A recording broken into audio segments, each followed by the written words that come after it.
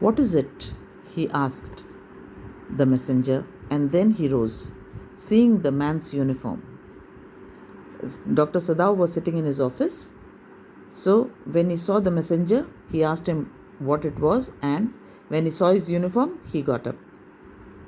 You are to come to the palace, the man said.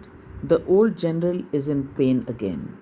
The messenger informed that Sadao had to go to the palace because the old general was having pain.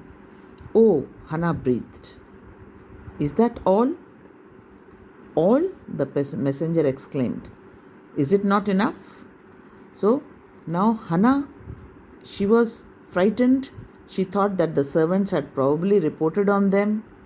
So she was relieved when she heard that it was because of the general's pain that Sadao had been called to the palace.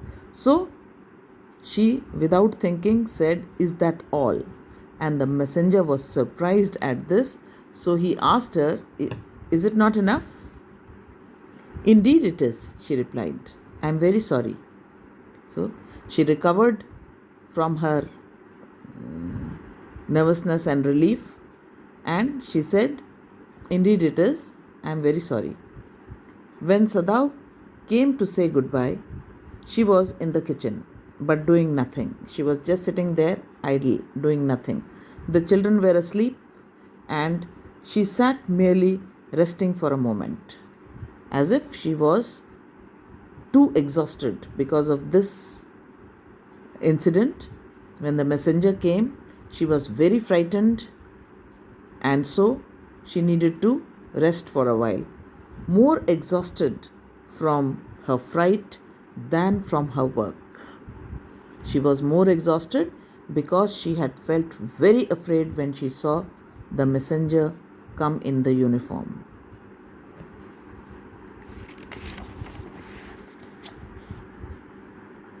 I thought they had come to arrest you, she said. He gazed down into her anxious eyes. I must get rid of this man for your sake, he said in distress. Somehow, I must get rid of him. So now, Sadao looked at her face, and he could understand the fear she had when she said that, I thought they came to arrest you. And so he said that he had to find a way to get rid of this man, and he said it in distress. In distress, he said, I have to get rid of this man somehow for Hana's sake, because she was getting too stressed because of him. Sadao goes to see the general. Of course, the general said weakly, I understand fully, but that is because I once took a degree in Princeton. So few Japanese have. I care nothing for the man, Excellency, Sadao said, but having operated on him with such success. Yes, yes, the general said, it only makes me feel you more indispensable to me. Evidently, you can save anyone. You are so skilled.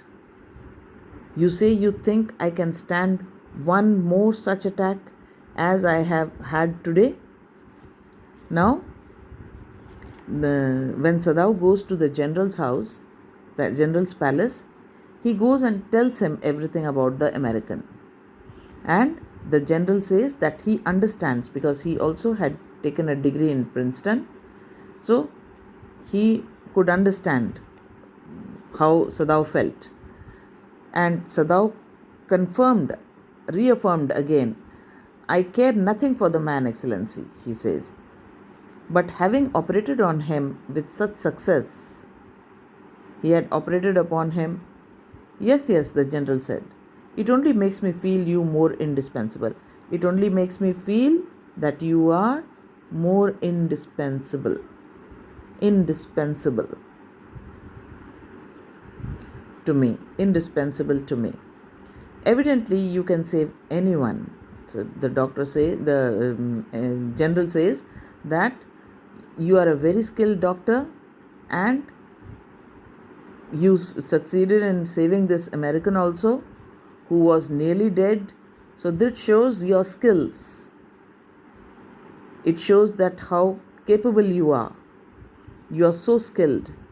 You say you think I can stand one more such attack. So he says that he had an attack. So he says that you are telling me that I can stand one more attack as I have had today. Not more than one, Sadao said. More than one would be fatal for his life. Then certainly I can allow nothing to happen to you. So he says, so if I cannot stand more than one attack, I can surely not let anything happen to you. You are very important for me, the general said with anxiety. His long, pale Japanese face became expressionless. He started thinking, he became thoughtful, which meant that he was in deep thought. You cannot be arrested, the general said, closing his eyes. So he was thinking that if the authorities came to know that Sadao had saved an enemy, probably they would charge him with traitorship and arrest him. That was something the general could not let it happen. Suppose you were condemned to death and the next day I had to have my operation. So he was imagining a situation in which that if Sadao got arrested and he was condemned to death, he was convicted to death for being a traitor, then and the general had an attack after that, if he needed an operation, what will happen then? So to save himself, he wanted to save Sadao. There are other surgeons, Excellency, Sadao suggested. None I trust, the general replied.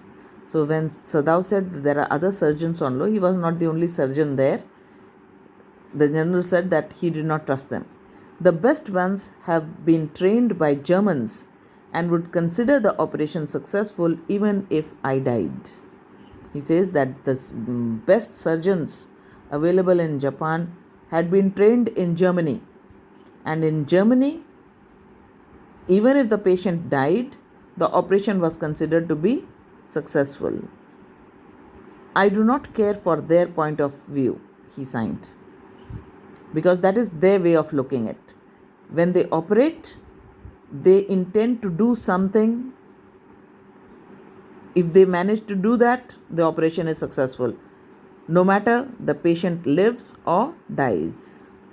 It seems a pity that we cannot better combine the German ruthlessness with the American sentimentality. Now, the Germans considered the operation successful even if the patient died, but the Americans were sentimental.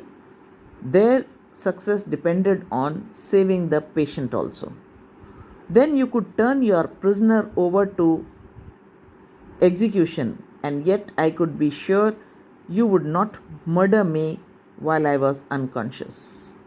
So what he says, then you could turn your prisoner over to execution. So you can turn over him, he can be executed, and yet I could be sure you would not murder me while I was unconscious.